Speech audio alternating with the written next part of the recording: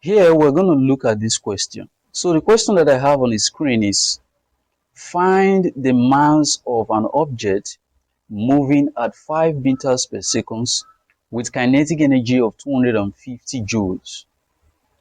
Find the mass. So we're looking for mass. So mass is unknown. Find the mass of an object moving at 5 meters per second. That tells us that the velocity is what?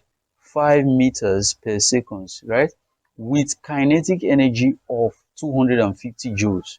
The kinetic energy is equal to what? 250 joules. So we are asked to look for the mass, right? So you should know that kinetic energy, the formula for kinetic energy is what? Half mv squared, right?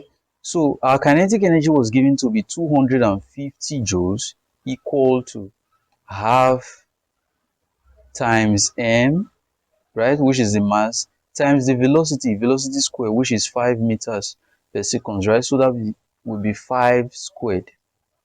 So this is 250 is equal to 1 times m will give us m, times 5 times 5 will give us 25, right?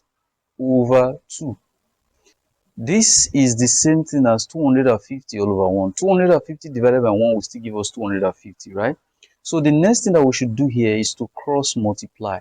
So 1 times m will give us m, times 25 will give us 25m. So this will be 25m is equal to 250 times 2 will give me 500, right? So the next thing I would do is to divide both sides of the equation by the coefficient of m, which is what? 25.